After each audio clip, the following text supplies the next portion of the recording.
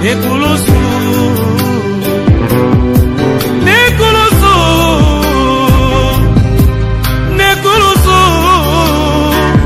Ngana kangolami Moula koto mibale.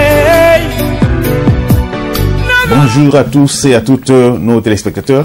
Bandeko nyonso bozali kolanda biso na pesi bino mbote. Et nous vous souhaitons vraiment meilleurs vœux de nouvel an. Et nous remercions également la chaîne einda.com qui nous donne le privilège de passer ce message pour vous atteindre. Bongo penza to pesi chaîne nabiso einda.com matondo mingi tope merci mingi na ndenga zali ko lekisa ba message nabiso tope basango nabiso epai na bango. Et merci à vous tous qui nous suivez. Et pour toutes les réactions et les feedbacks que vous nous donnez.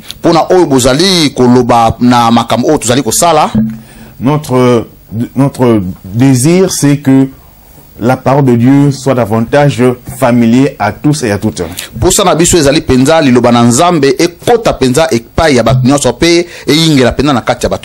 Voilà pourquoi notre chaîne ou notre émission s'intitule Pur Évangile.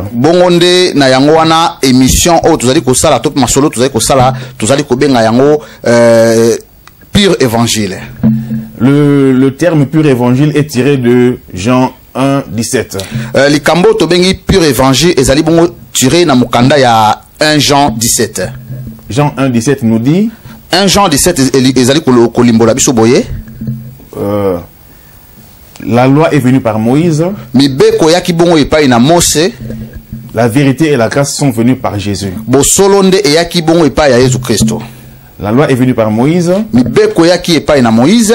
Mais la vérité et la grâce sont venues. Kasi bosolo pe grâce eyaki bongo epai ya Jésus Christo. Et nous savons que Jésus-Christ nous a donné la vie éternelle. Peto yebi bongo Jésus Christ apesaki biso bomo ya seko. Avant Jésus-Christ, on ne parlait pas de vie éternelle. Avant Jésus-Christ aya babane ko bongo bomo ya seko te.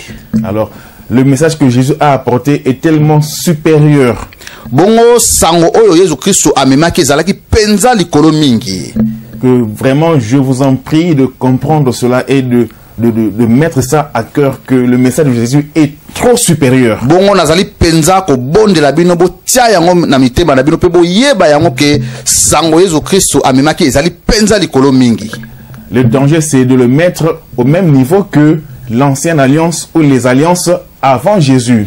Et le kozali penza ko banga makasi ezali passe au le mettre au même niveau que d'autres alliances qui sont venues avant Jésus. Eloko ezali penza mabe mingi ezali kotia bondeko misusu o elekaki na kala kokokisa yango na bondeko o Yesu Kristo amemela kibiso. Il y a l'alliance de Dieu avec Adam. Ezali bongo na bondeko ya Nzambe na Adamu. Il y a l'alliance de Dieu avec Abraham. Ezali bongo lisusu na bondeko ya Nzambe na Abraham ou avec Noé. Topé na Noé ou avec Enoch, Tona Enoch ou avec David, Topé na Davidi ou avec Moïse, Topé na Mose.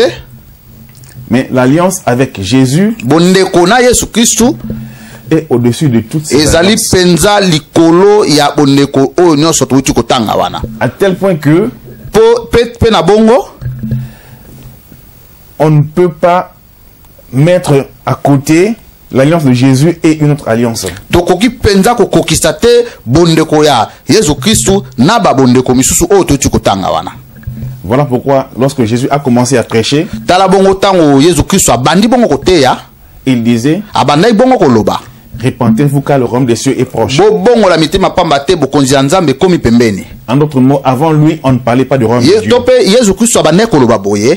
Avant Jésus, on ne parlait pas du royaume des cieux. Avant Yesu Kristu aya to bandaki babandaki penza kolobela bondeko le royaume des cieux. Le royaume des cieux babandaki kolobela yango te bulimbisi. Alors lorsque Jésus également prêchait, il disait, vous avez entendu qu'il a été dit, mais moi je vous dis. kasi ngai na yebisi bino. Vous avez entendu qu'il a été dit par les anciens. Boyokaki bongo bato ya kala balobaki. Mais moi je vous dis. Kasi ngai nazali ko yebisa bino. Pourquoi? Pona nini?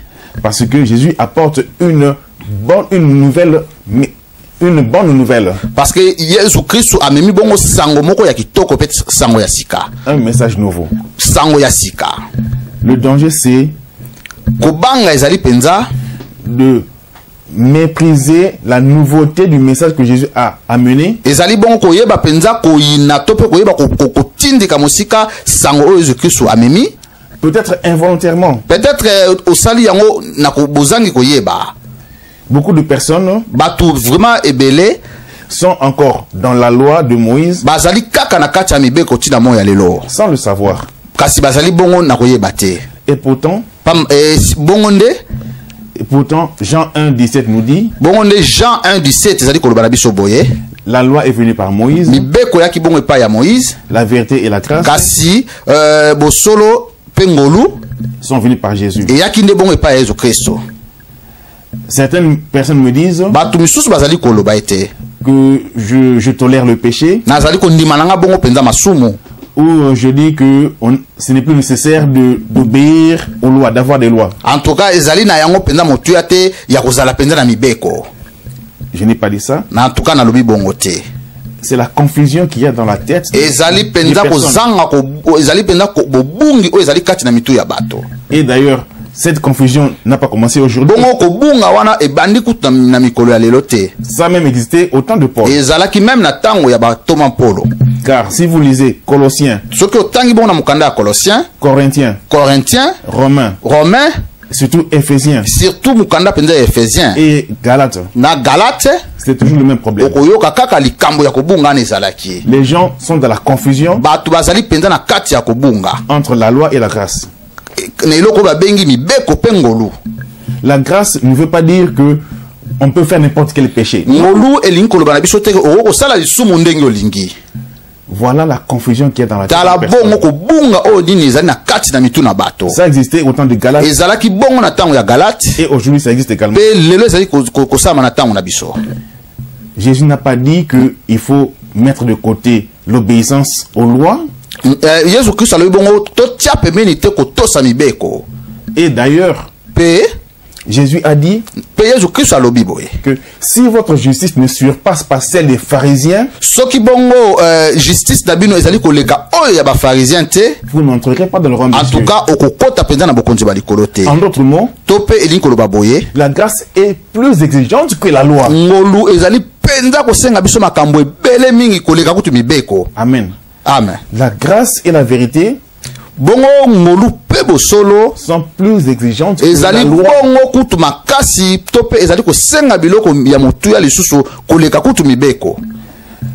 En matière de fornication, en tout cas, voilà. La loi disait tu ne commettras pas d'adultère. C'est parmi les 10 commandements. Tu ne commettras pas d'adultère. Mais Jésus dit, lorsque tu regardes un homme ou une femme avec l'intention, la mauvaise intention, tu as commis l'adultère. En d'autres mots, la grâce de Jésus nous dit que l'adultère n'est pas tellement tel que c'est défini dans les 10 commandements, mais c'est également dans l'intérieur d'un cœur. Donc, en d'autres mots, la loi de Moïse est charnelle. La loi de Jésus est spirituelle. La vérité est spirituelle. La grâce est spirituelle. Un autre exemple à propos de sabbat.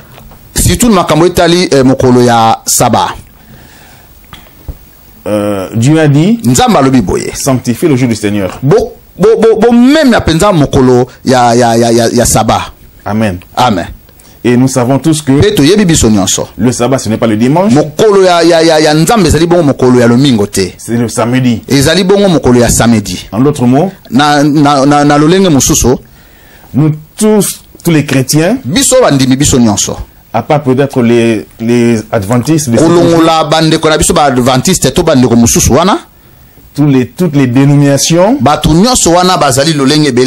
nous violons la loi du sabbat. N'est-ce pas que nous marchons contre la loi de Moïse? Est-ce que mais la bonne nouvelle, c'est que Jésus-Christ est le maître du sabbat. Jésus-Christ a guéri le jour du sabbat. Et les Juifs n'étaient pas contents. Parce qu'ils obéissaient à la loi de Moïse.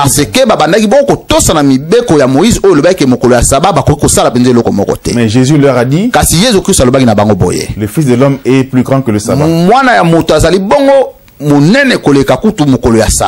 Et nous les chrétiens de la Nouvelle Alliance, nous sommes en Jésus-Christ. Et donc nous sommes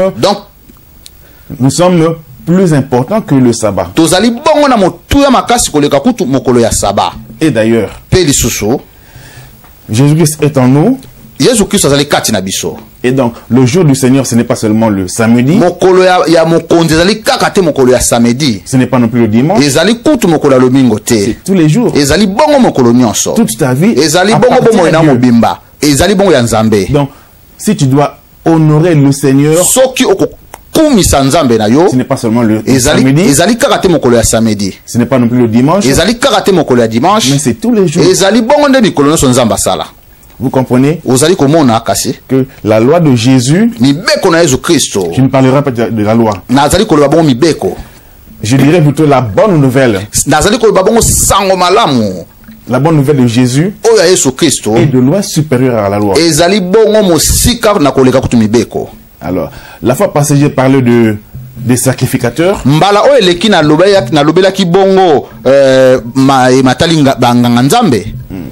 Je disais que tout chrétien est sacrificateur.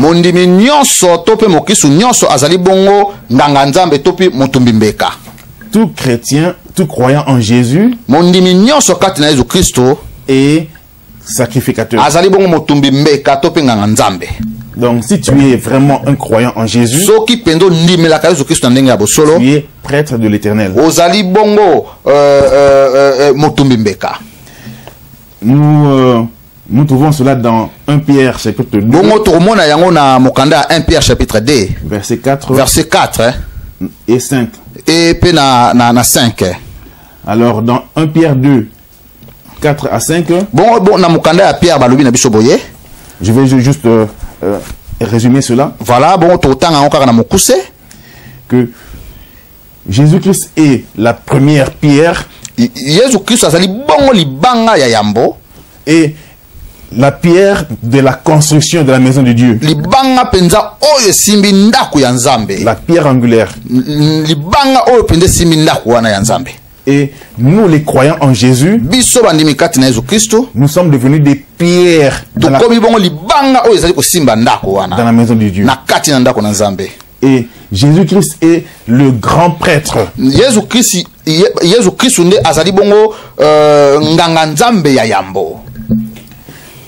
Il est non seulement le grand prêtre, mais le grand prêtre. Donc,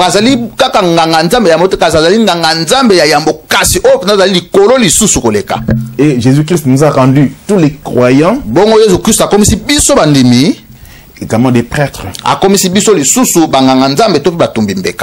Amen. Amen. Dans l'ancienne alliance, le prêtre était une personne importante dans le travail de Dieu. C'est lui qui avait le devoir de présenter des offrandes au nom du peuple. Mais avec Jésus-Christ, tout croyant tout enfant de Dieu est sacrificateur. Quel changement!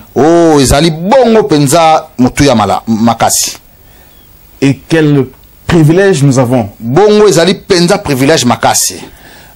Nous savons dans Israël, il y avait les sacrificateurs, il y avait les rois. Le roi ne pouvait pas le faire. Le roi n'avait pas la compétence de faire le travail du sacrificateur.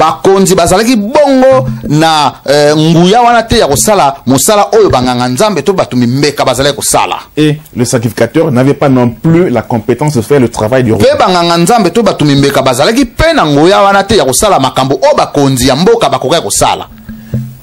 Aussi bien le régime du roi et le régime du sacrificateur, le tout s'était réglementé.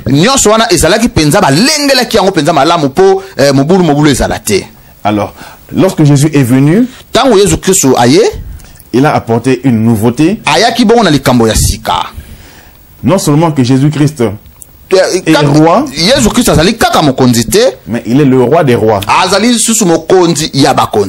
En Israël, il n'y avait pas de roi des rois. Et non seulement Jésus-Christ est sacrificateur, et non seulement il est le grand sacrificateur, mais il est le grand souverain sacrificateur. Et derrière lui, il n'y a pas d'autre sacrificateur. Et avant lui, il n'y a pas d'autre souverain. Il y avait un qu'on appelait Melchisedec. Alors, lui, c'est Jésus lui-même en personne. Et Jésus-Christ était le premier prêtre en tant que Melchisedec.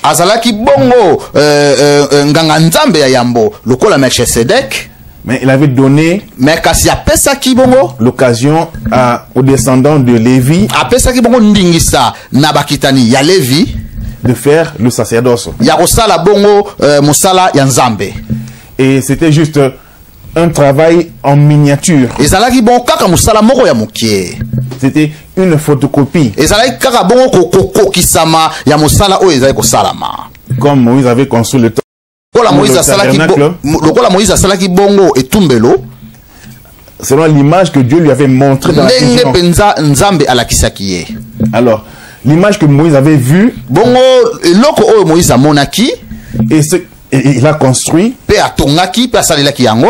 ce n'était pas exactement la réalité qu'il avait vue. C'était la photocopie de la réalité. Et Jésus-Christ est venu. Il a amené la perfection.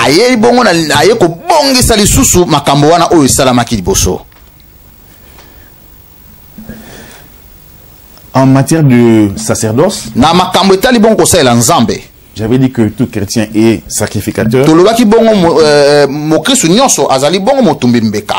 Alors, le problème c'est que il y a beaucoup qui sont dans l'église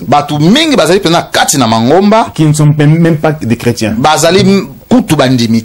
Ça c'est vraiment, ça me fait du mal. Ça me fait de la peine dans le cœur. Je sais qu'il y a carence d'enseignement et il y a confusion d'enseignement également. Ce n'est pas l'occasion de débattre tout cela. Mais je demanderai à tout chrétien, ou du moins à tout croyant,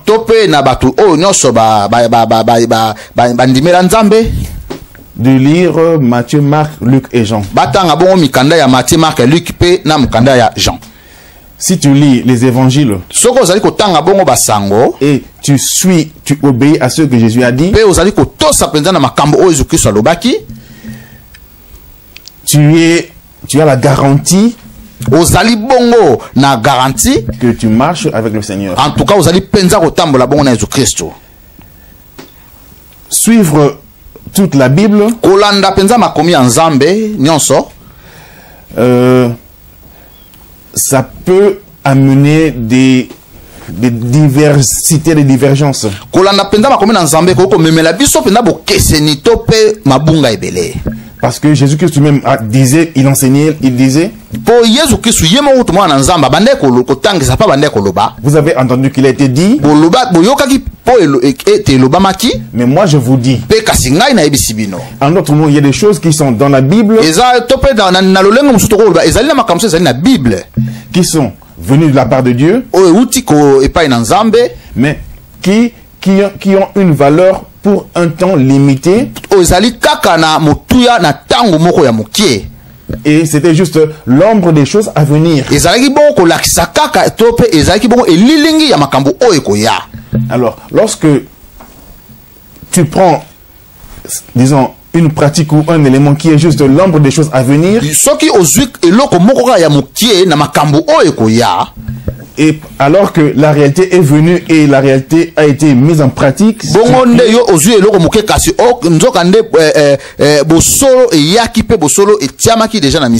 et Jésus veut que nous puissions exécuter la réalité, alors que quelqu'un demeure toujours dans l'ombre.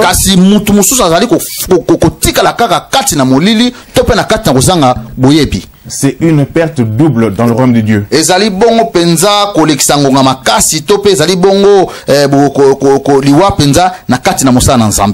Parce que,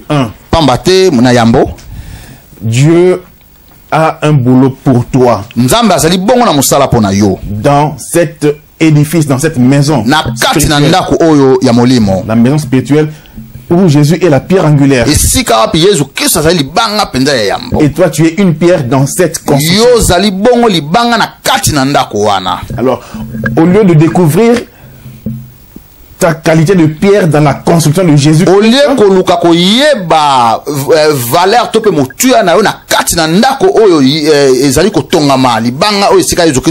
et que tu joues ton rôle en tant que pierre, toi tu te définis encore dans la construction de Moïse.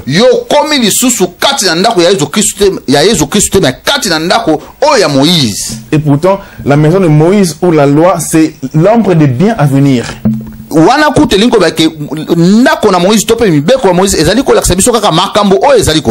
Alors toi tu restes dans l'ombre,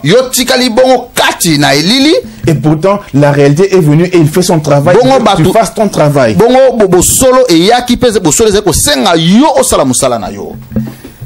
Lisons les évangiles et mettons en pratique les évangiles. Un homme de Dieu me disait que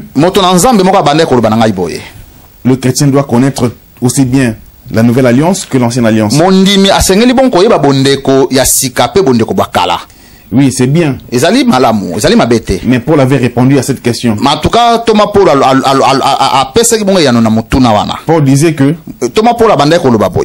même aujourd'hui, il y a des gens qui lisent les Écritures, ce que nous appelons l'Ancien Testament. Mais j'avais dit que l'Ancien Testament, le mot testament n'est pas tellement correct, c'est l'ancienne alliance.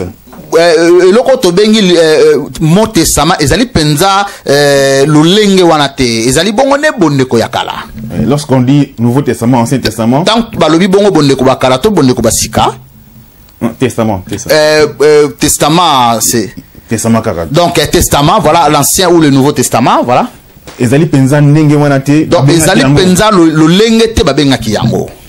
Donc Jésus l'avait appelé les Écritures. Jésus-Christ,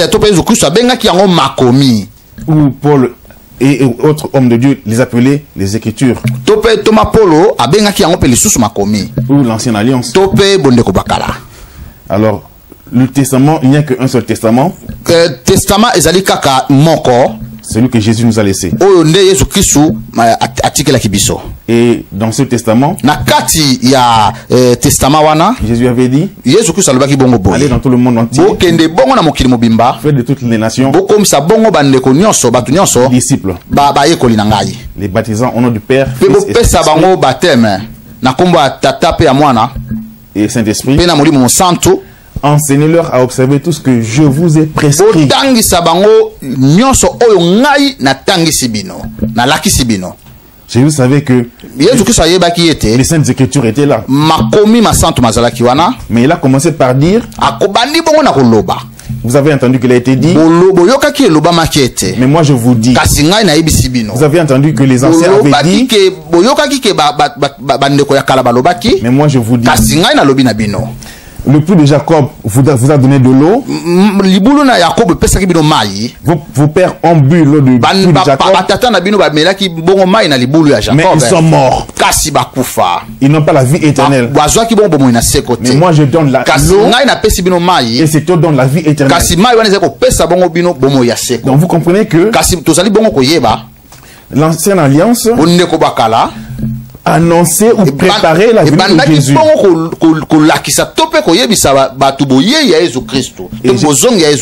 Jésus-Christ est venu. Nous devons recevoir ce que Jésus nous a donné. Et nous nourrir de ce que Jésus nous a donné. Et c'est le Saint-Esprit, le Paraclet, l'enseignant. En tout cas, c'est lui qui va nous conduire à la vérité. Et lorsque nous sommes en Jésus-Christ et enseignés par le Saint-Esprit, nous serons en mesure de comprendre les Saintes Écritures qui étaient venues avant Jésus.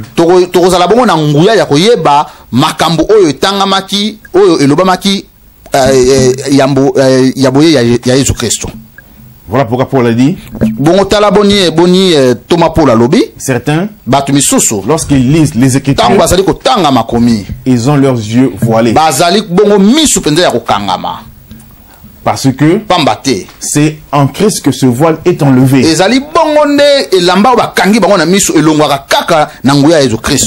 En d'autres mots, si quelqu'un n'a pas Jésus et le Saint-Esprit en lui,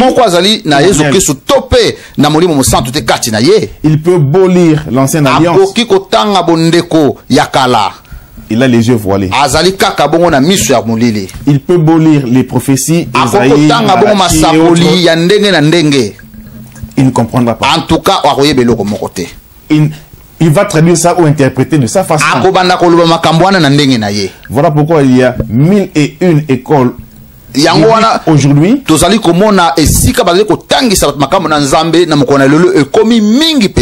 Et il y a 1000 interprétations des Écritures. Pourquoi? Parce que on a renversé les choses. Au lieu de venir d'abord en Jésus-Christ et recevoir la vie nouvelle en Jésus, être une nouvelle créature et être illuminé par le Saint-Esprit, nous avons dit non, attends, il faut d'abord enseigner aux gens les Saintes Écritures, et puis les gens vont comprendre Jésus. C'est pas comme ça que Jésus a fait. Et c'est pas comme ça que les apôtres ont fait. Non. Et d'ailleurs, les Juifs connaissaient les Écritures, mais ils n'ont pas compris Jésus. Jésus leur disait, si vous ne me comprenez pas,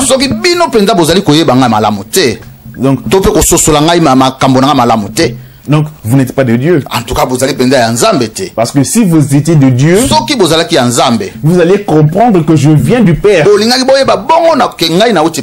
Quand vous êtes incapable de comprendre que je viens du Père, donc Dieu n'est pas en vous. En tout cas, et votre Père c'est le diable. En tout cas, donc la connaissance des Écritures ne garantit pas que la personne va comprendre Jésus.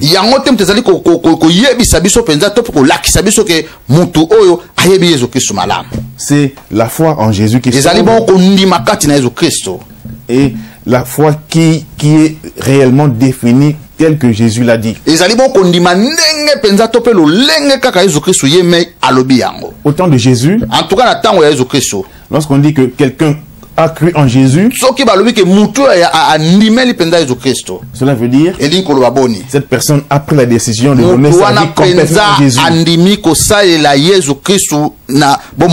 à 100%. Ça c'est la définition de foi.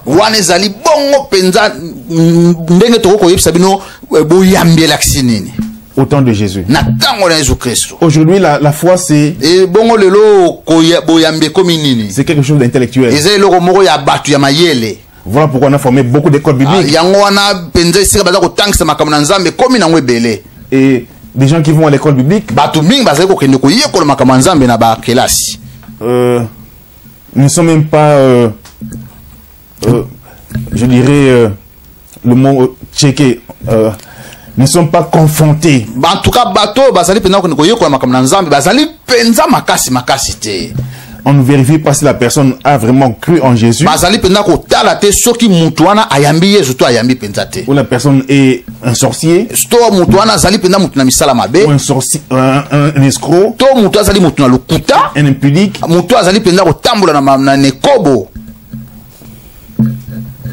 L'école biblique ne garantit pas que la personne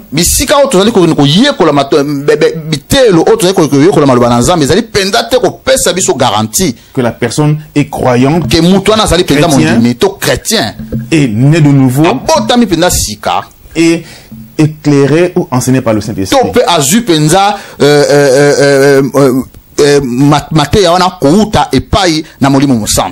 Et d'ailleurs, Jésus avait dit, je m'en vais vers le Père, je vous enverrai le consolateur, l'Esprit de vérité, et il vous conduira à la vérité tout entière. En d'autres mots, dans les plans de Jésus, dans les calculs de Jésus, c'est le Saint-Esprit qui a le travail de former, d'équiper l'homme de Dieu ou la femme de Dieu avec l'enseignement divin. Aujourd'hui, c'est plutôt les écoles qui donnent des enseignements ou des thèmes ou des doctrines qui sont tellement répandues dans le monde. C'est bien d'étudier, mais l'enseignant que Jésus avait laissé au monde, c'est le Saint-Esprit. En tout cas,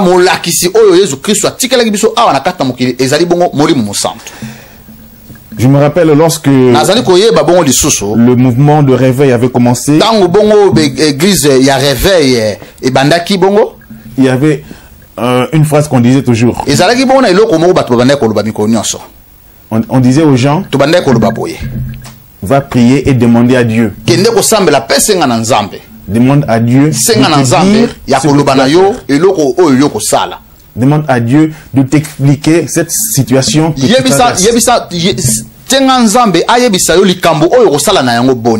Pourquoi? Parce que on reconnaissait que c'est le Saint-Esprit qui connaît tout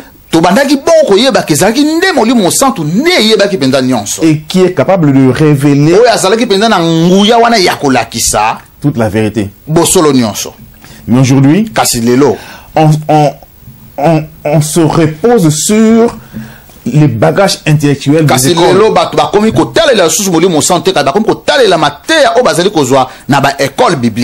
Les gens sont fiers d'être formés par telle école.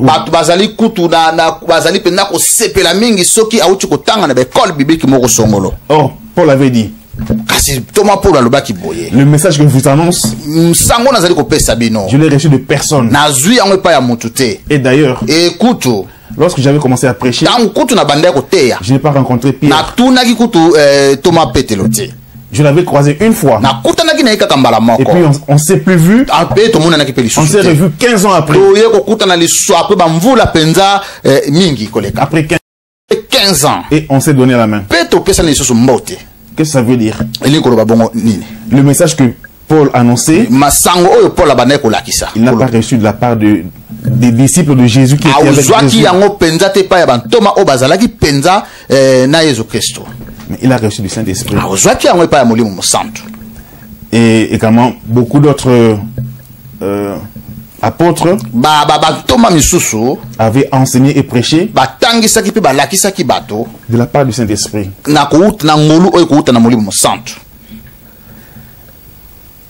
Aujourd'hui, on ne prend pas le temps de se mettre à l'école du Saint-Esprit.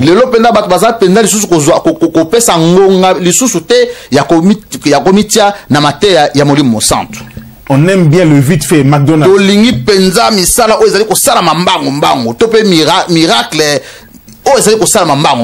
On part à l'école biblique. On te pose les mains. Et on te donne l'onction. Allez, tu vas commencer à prêcher. Et tu fais des miracles. Apprenons à nous mettre au pied du Saint-Esprit. Mettons-nous au pied de Jésus-Christ. Que Jésus-Christ nous enseigne. Que le Saint-Esprit nous enseigne. Et Jésus-Christ va nous enseigner lorsque nous sommes prêts à prendre les évangiles. Apprendre les évangiles. Matthieu, Marc, Luc et Jean. Nous prenons Matthieu, Marc, Luc et Jean. Nous étudions tout cela. Et nous pratiquons. Car Jacques dit, celui qui la parole et ne met pas en pratique, c'est comme quelqu'un qui regarde sa face devant le miroir. Il voit des taches, des saletés. Alors, il sort et puis il continue sa journée sans rien changer. Donc, si nous lisons les évangiles, Matthieu, Marc, Luc, Jean, et si tu vois que ici Jésus me demande de faire ça, je dois le faire. Et si tu fais cela, tu es vraiment disciple de Jésus. Et alors Dieu va te donner le Saint-Esprit. Et le Saint-Esprit va te conduire dans d'autres vérités, dans d'autres connaissances. Car Jésus a dit, on ne donne pas les bonnes choses aux chiens. Si tu n'as pas pris la décision de vivre pour Jésus,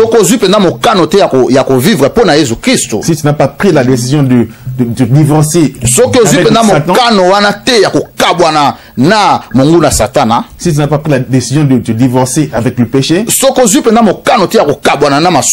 mais tu joues avec Dieu et Satan, et tu pars dans une école quelconque,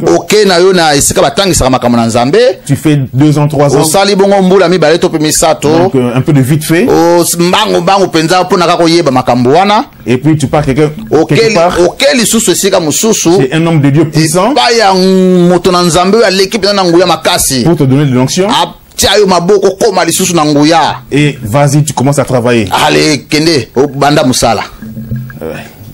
C'est bon, mais c'est pas tellement la façon dont Dieu fait ces choses. Dieu a pris 40 ans pour dire à Moïse, je t'ai choisi pour faire mon travail. Mais pas la façon dont tu as fait. Et ce n'est pas non plus à ce moment-là que j'ai prévu. Pas à ce temps-là. Et Dieu a pris 40 ans pour préparer et éduquer Moïse. Quelque chose de 3 ans, 5 ans. Joseph. Joseph. Nous connaissons. Il avait reçu sa vision depuis l'enfance. Mais ça lui a pris toute sa vie pour être à l'école du Seigneur. Il a connu toutes sortes de persécutions, toutes sortes de trahisons. Fin des fins, en tout cas, il a fait le travail de Dieu. Lorsque l'école de Dieu était à sa terme.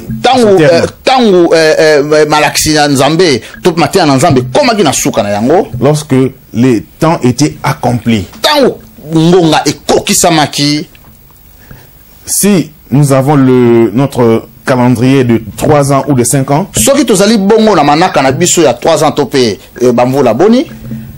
qu'est-ce qui garantit qu'on est dans le temps de Dieu?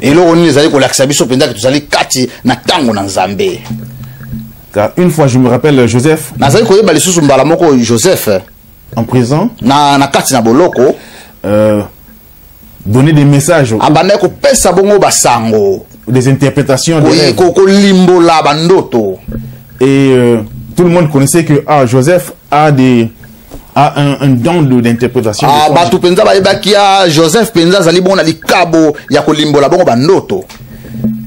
Et il n'était pas libéré. Il n'était pas libéré de la prison autant qu'il attendait. C'est seulement lorsque Dieu avait tout prévu que Joseph était libéré et accepté officiellement. Le temps de Dieu, ce n'est pas le temps des hommes. Je ne suis pas Dieu pour donner un jugement sur les écoles bibliques.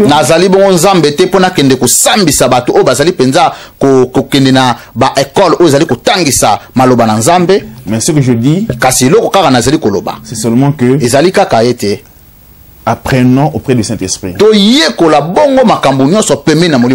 Car c'est le Saint-Esprit qui est le formateur que Jésus a laissé à l'Église.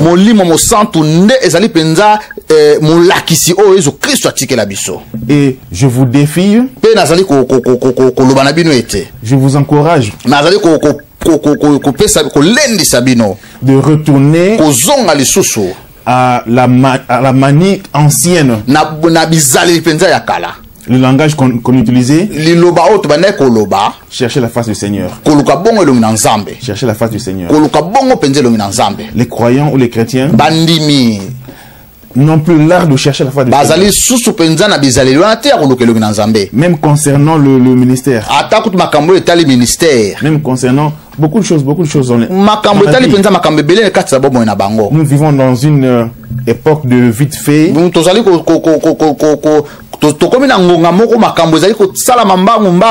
Si j'ai faim, je cherche là où se trouve McDonald's.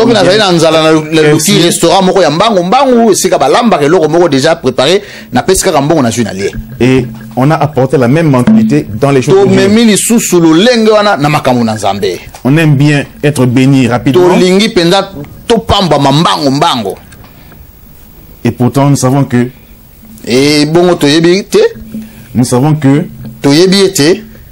Abraham, par exemple,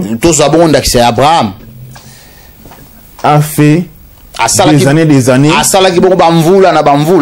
sans avoir un enfant. Et pourtant, il priait pour des gens et les personnes. Et ils avaient des enfants. Mais Abraham a eu d'abord son premier fils, Ismaël.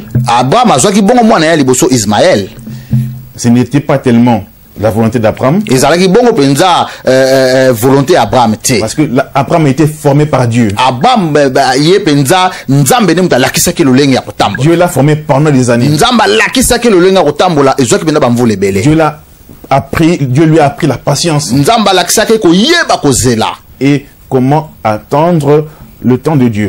Pe koyeba kozela tango na Nzambe. Mais c'était plutôt Sarah qui n'était pas tellement suffisamment formée. Ezalaki bongo mwasi na o penza ye azalaki penza na makasi wana te pe tope na boyebi wana te ya tango na Nzambe. Qui avait perdu la patience. O ndi abungisaki penza koyeba kozela na ye. Qui voulait que la volonté de Dieu s'accomplisse. Comme beaucoup disent que Dieu agisse maintenant ici. Et alors Sarah a proposé que Abraham aille avoir l'enfant avec la Sarah atindaki bongo mobali na ye Abraham akende komona akende bongo kobota na mwana oya mosala na ye.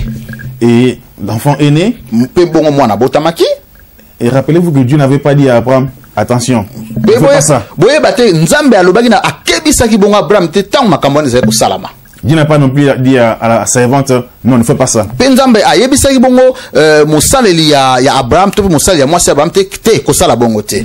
Dieu les a laissé faire ce qu'ils vont faire. Mais c'est pas parce que Dieu a laissé que vous faites ce que vous voulez que ce que vous faites c'est bon. Alors,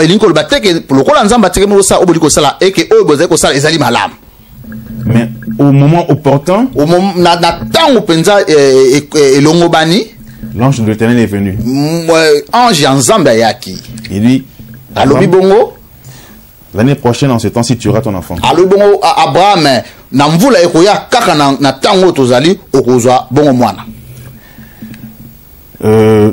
Tout ce qui brille n'est pas or. Cherchons la face du Seigneur. Apprenons à discerner. Paul dit, enfin la Bible dit, à beaucoup d'endroits, ne faites pas foi à tout esprit et discernez tout esprit. Discerner les prophéties. Et Jésus disait, comprenez les signes des temps. Oh, génération aveugle. Oh, vous pouvez voir que les nuages sont obscurcis. Et vous dites que bon, bientôt il va pleuvoir. Mais vous êtes incapable de discerner les signes des temps.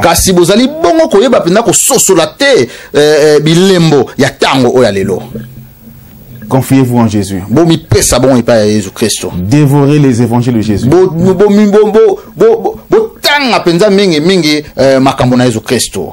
Et obéissez à Jésus.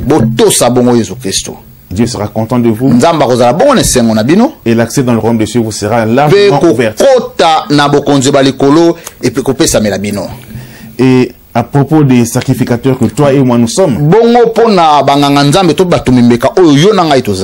je disais que Jésus-Christ a apporté la réalité.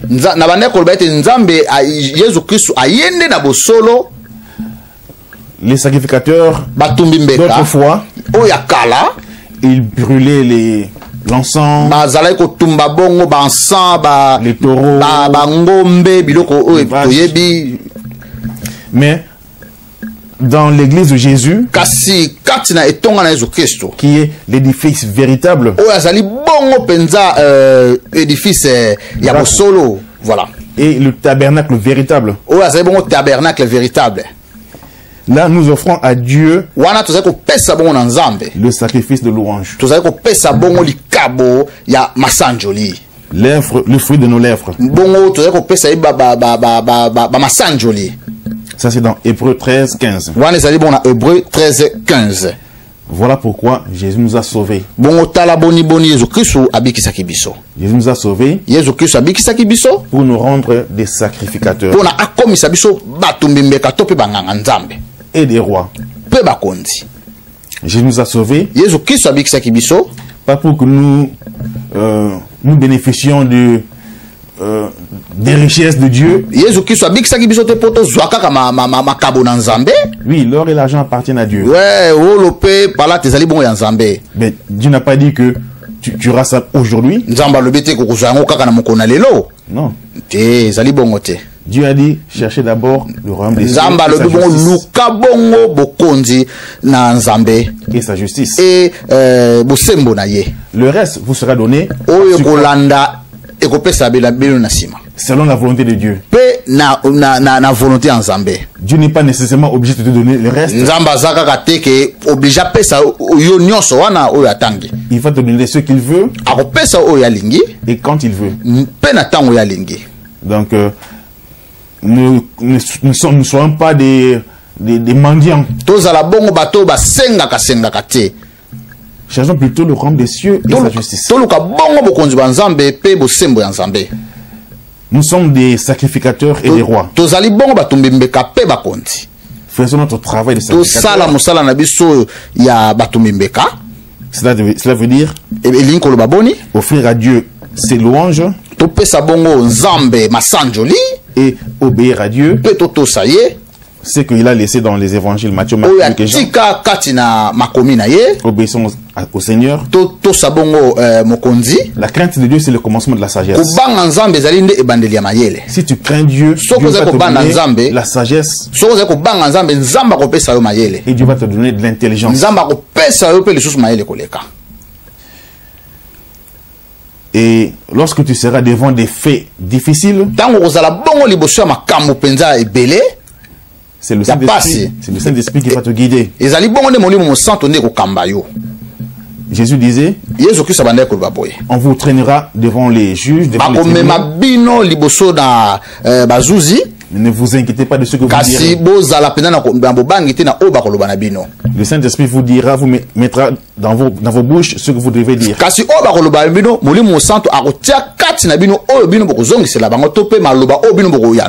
En d'autres mots, Jésus veut nous rappeler que nous sommes des sacrificateurs, mais nous sommes des brebis. Nous sommes des brebis envoyés au milieu des loups. En tout cas, il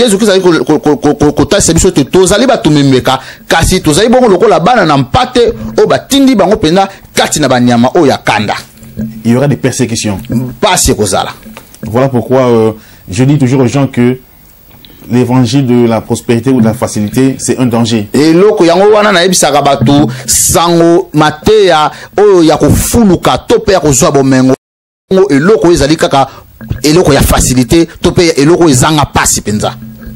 Jésus nous garantit qu'il y aura des tribulations. Jésus disait, heureux êtes-vous si les hommes vous persécutent,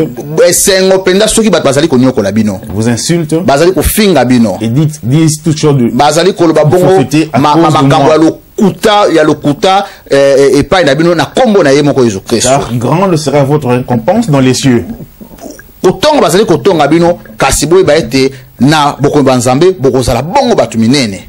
Votre récompense sera grande dans les cieux.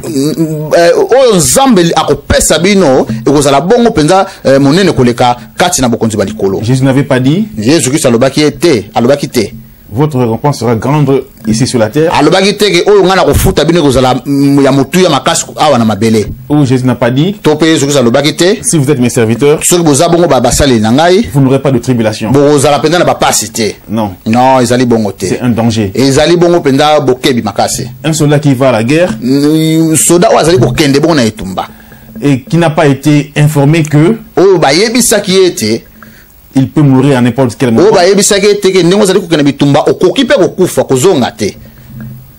Il n'est pas bien préparé.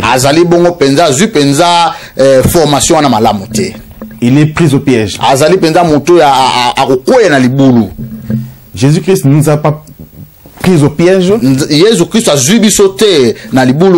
Non, Jésus nous avertit avant que tu viennes, il te dit ce que la vie chrétienne est.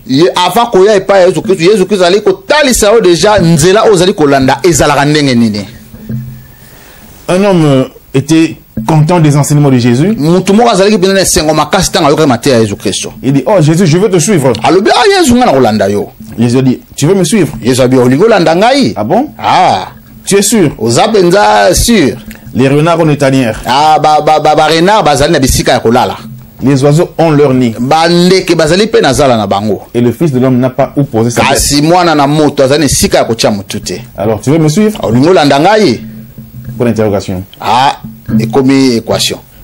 Un autre monsieur est venu. Il dit, Jésus, je veux te suivre. Ah, Yesu ngana kolanda yo kaka. Oui, c'est la chair, c'est exactement. Oh, on a vu Jésus faire des miracles.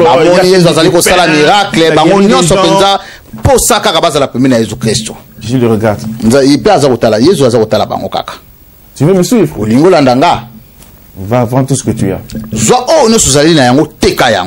Donne l'argent aux pauvres. Et puis, lorsque tu seras main vite, tu viens. Tu veux me suivre toujours? L'homme était triste. Il est rentré. Est-ce que tu es le chrétien comme l'homme riche? Venant à Dieu parce que Dieu va te donner le mariage. Ou Dieu va te donner un bon boulot. Une bonne voiture. Un bon niveau de vie. En tout cas, vie peut changer. Comme on dit toujours, l'or et l'argent appartiennent à notre Dieu. Mais Jésus-Christ n'avait pas utilisé ce langage. Jésus disait plutôt, si vous voulez me suivre, renoncez à vous-même.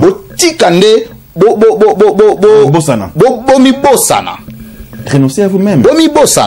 Et prenez la croix. Et suivez-moi. Donc, la vie chrétienne n'est pas gâteau sur le plateau.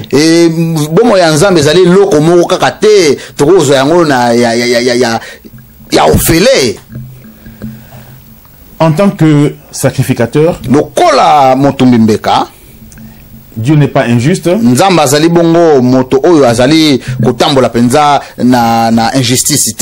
Il sait que tu as besoin de la nourriture. Dans le régime des sacrificateurs au temps de Moïse, le sacrificateur se nourrissait de 1/10. Pardon. Mais au régime de la Nouvelle Alliance, le sacrificateur est nourri par Dieu lui-même, par la providence. Jésus, lorsqu'il avait envoyé ses apôtres, il leur avait dit, je vous envoie aller prêcher la nouvelle dans les villes. Là où on vous reçoit, on vous donne à manger. C'est bon. Si on ne vous donne pas à manger, c'est bon. Pas, ça ne doit pas être votre préoccupation.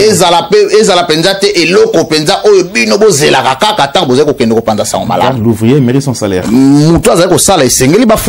Votre père et votre employeur, le père va vous donner ce qui est nécessaire. Et au temps de Moïse, la dîme c'était quelque chose de régulier, de matériel, de bien précis. Mais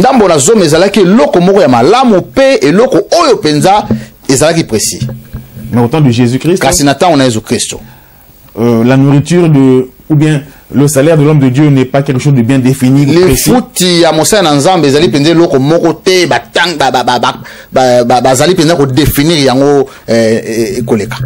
Ça vient quand Dieu veut et comme Dieu veut.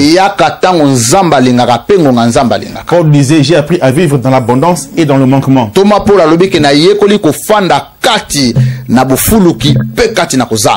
En d'autres mots,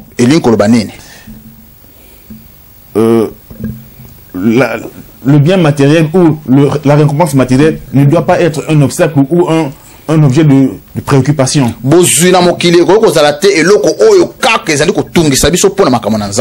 Le monde a fait un arrangement, c'est bien. C'est pas mal. Mais dans l'église de Jésus-Christ, ce que nous connaissons tous, c'est que dans la première communauté,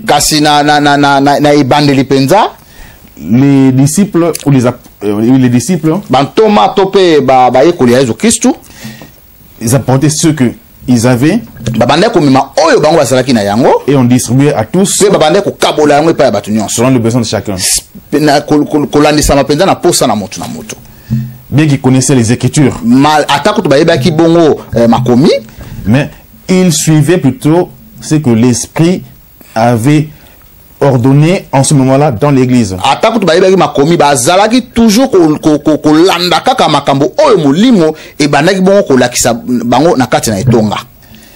Et on distribuait à tous selon le besoin de chacun. On ne remettait pas aux, disons, aux leaders, aux dirigeants comme nos pères. Non. Ils mettaient le tout ensemble. Et ils géraient selon le besoin de tout un chacun.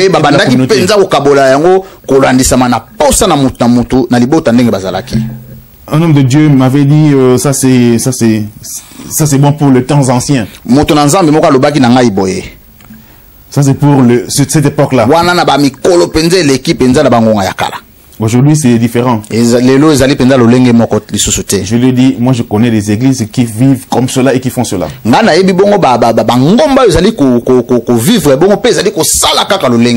Parce que le pasteur n'est pas le seul sacrificateur dans l'église. Tout chrétien est sacrificateur selon l'alliance nouvelle. Selon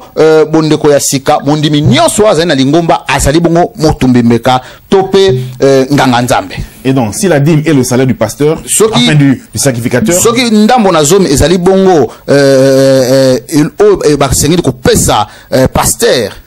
si le 1/10 est le salaire du sacrificateur,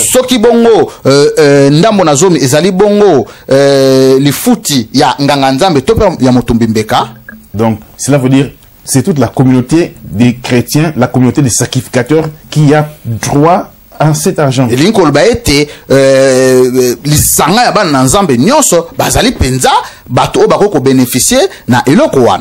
sais que c'est quelque chose de différent de ce que nous avons toujours écouté. Et ça dérange beaucoup. Mais Pierre et Jean avaient dit, mieux vaut obéir à Dieu qu'aux hommes. Nous serons jugés par rapport à ce que Jésus a dit, pas par rapport à ce que les théologiens ont dit.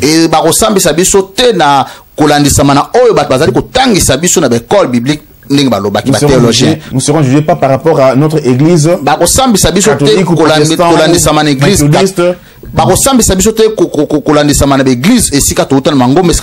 Parce que chaque église a sa doctrine. La doctrine méthodiste peut être différente de la doctrine des pentecôtistes. Mais le jugement de Dieu, ce ne sera pas sur base de la doctrine. Ce ne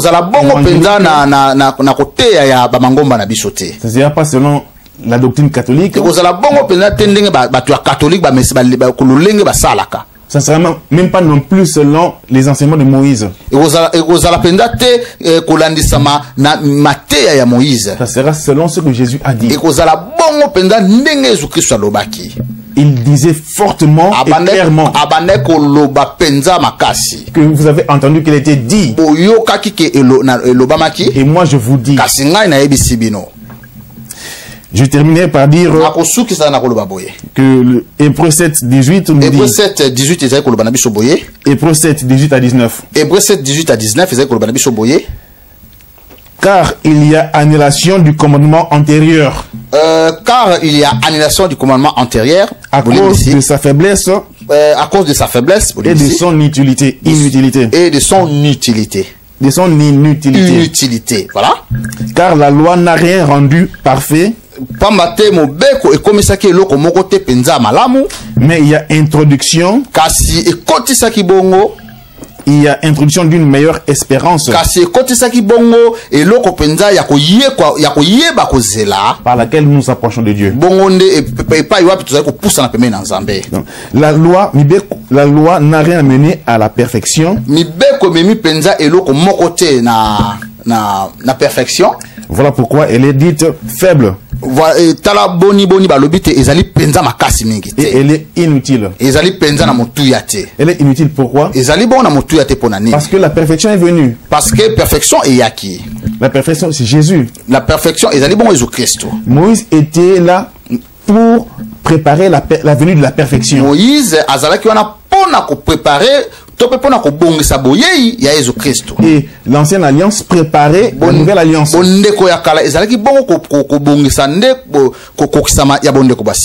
La loi de Moïse a géré le temps de l'alliance ancienne.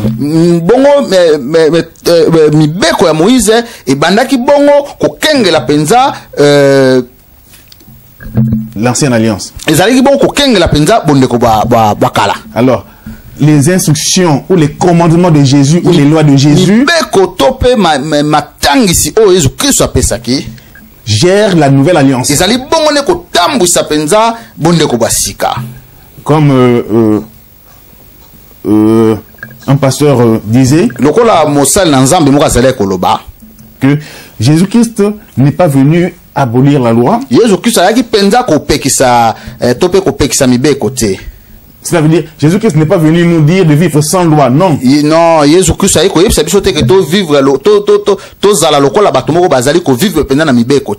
non, Jésus-Christ nous a amené plutôt des lois nouvelles et supérieures. Non, les lois que Jésus a données ont supplanté les lois anciennes et elles nous permettent d'atteindre la perfection.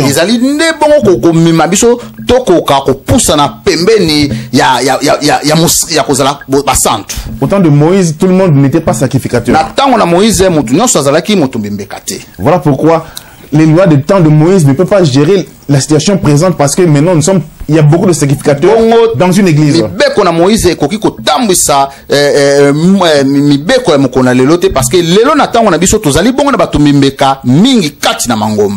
Dans une seule église, il y a beaucoup de sacrificateurs. Or, au temps de Moïse, il y avait seulement un sacrificateur. Et au temps de Moïse, le sacrificateur brûlait les animaux. Et au temps de Jésus ou de l'église, on ne brûle pas les animaux, mais notre encens, l'Holocauste, c'est nos prières et nos louanges.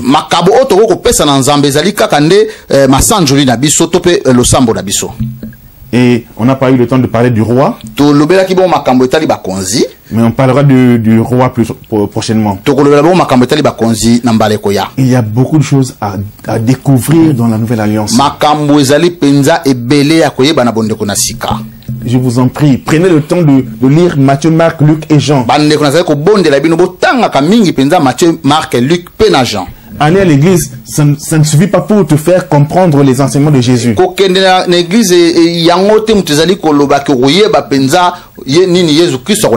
Parce qu'on a 24 heures par jour. Et on a 7 jours dans la semaine. Multipliez 24 fois 7. Vous aurez le chiffre. Mais on part à l'église seulement pour 2 heures. Ou 4 heures. Peut-être. Et dans ces 4 heures, on prêche peut-être pour 45 minutes ou 1 heure. Donc on ne saura pas vous enseigner tous les enseignements de Jésus. Prends du temps pour toi-même lire les évangiles. Et le Saint-Esprit va te faire comprendre ce que tu veux. Et par ailleurs, Pour comprendre les enseignements de Jésus, ça ne demande pas d'être spirituel ou de faire des études sophistiquées. Non, les enseignements de Jésus sont très simples. Jésus a dit, si tu as 2 tuniques, 2 chemises, qu'est-ce que tu dois faire? Tu donnes une à une personne qui n'a pas de chemise. Voilà ce que Dieu attend de toi. Si tu fais cela, Dieu va davantage t'aimer et sa grâce va davantage grandir dans toi. Sa faveur sera sur toi. Sa bénédiction va t'accompagner. Oui, le bonheur et la grâce te poursuivront tous les jours de ta vie. Ce n'est pas en donnant l'argent à l'église que tu vas attirer la bénédiction de Dieu. Non, mon bien-aimé. David disait, quel est l'homme qui aime la vie, qui veut voir de longs jours?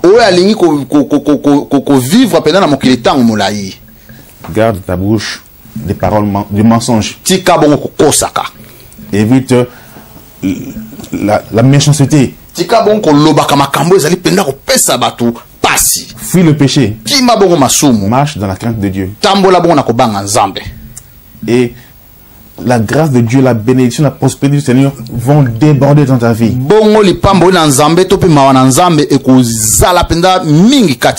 Ce n'est pas en donnant que tu vas tirer la faveur de Dieu dans ta vie.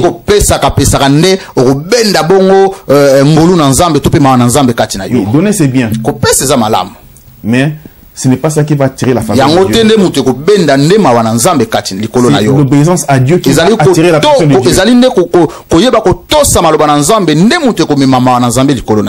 Et Dieu va faire de grandes choses.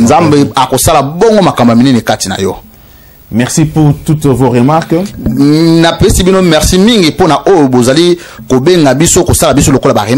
Moi non plus, je ne connais pas toutes choses. J'apprends de la part du Seigneur. Et je vous encourage davantage d'apprendre de la part du Seigneur. Et lorsque le Seigneur vous donne quelque chose de sa part, vous êtes le bienvenu pour partager au peuple de Dieu. Vraiment que la grâce de Dieu abonde dans ta vie et dans ma vie. Au nom de Jésus-Christ. Au revoir.